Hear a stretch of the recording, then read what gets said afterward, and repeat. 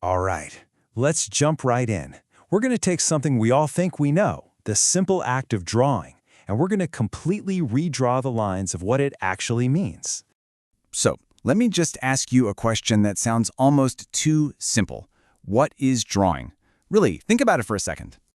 You know, for most of us, our mind probably jumps right here. It's a picture, right? Made with a pencil on a piece of paper. That's the definition we all grew up with. It feels simple, universal, and totally straightforward. But here's the thing. That's just the beginning of the story, a tiny, tiny part of it, actually. What if I told you that drawing is way less about the final picture and way more about this complex journey that involves your mind, your body, and even machines? And that leads us right into our first big idea, looking at drawing not as an object you hang on the wall, but as a cognitive blueprint. Okay, so let's unpack a much richer definition. Researchers see drawing as this incredible process that actually enhances our visual thinking. It's a way to connect our abstract ideas, our gut intuition, and our deep focus all into one single creative act. See, it's not just about making a mark. It's about making sense of the world. So how does this actually work in our brains? Well, cognitive studies show it happens in 3 key stages. First, you've got perception. And that's not just looking, it's truly seeing and observing what's in front of you. Then comes elaboration. This is where your brain starts interpreting what it sees and new ideas begin to form. And finally, you have production, the physical act of actually creating the mark. The whole thing is a full-on cognitive workout. Okay, so we've got the brain part down, but things get way more interesting and a lot more complex when we throw a new player into the mix, the drawing machine. This is where the mind meets technology. This is just fascinating. Studies of designers at work show that the tool you choose to use fundamentally changes how you think.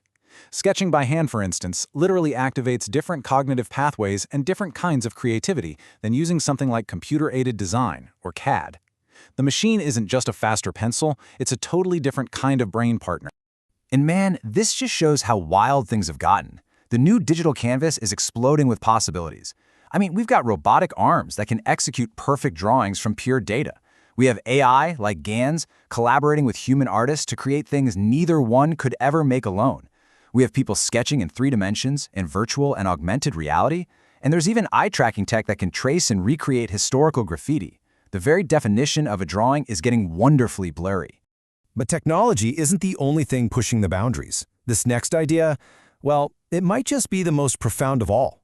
It's about seeing the body as a tool, thinking of drawing as a performance made of marks. This incredible quote from the research really says it all. Drawing is the residue of performance. Just let that sink in for a moment. The drawing itself isn't the main event. It's the trace, the echo left behind by an action, a physical event in time and space. In other words, it's like a dance of choreographed marks. The whole focus shifts from the static image to the dynamic, physical process of creating it.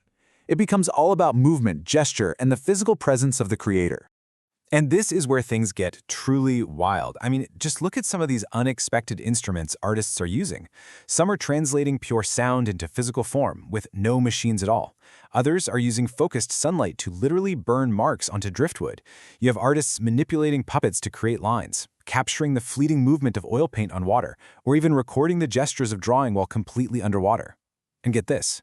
There are even dancers who create drawings on their costumes while they're in motion. Each one is a performance, and the artwork is just the evidence that it happened. Okay, so we've talked about the mind, the machine, and the body. Let's pull all of these amazing threads together in our final section, a way of thinking, the new synthesis. So what does all of this mean? Well, it gives us this really powerful modern definition. Drawing today is a hybrid process. It's where mind, machine, and body all intersect. It's not just about showing the world anymore, it's about actively exploring and understanding it. And when you think about it that way, you start to see drawing everywhere as this fundamental tool across so many different fields. In anthropology, it's used to capture cultural context that a camera might miss. In architecture, it's not just about drawing sections, but actually designing with them.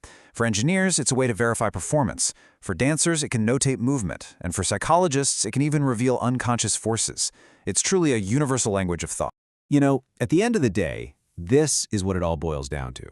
Drawing, in all of its amazing forms, cognitive, technological, and performative, is the bridge. It's the fundamental human process that connects our inner thoughts to the outer world.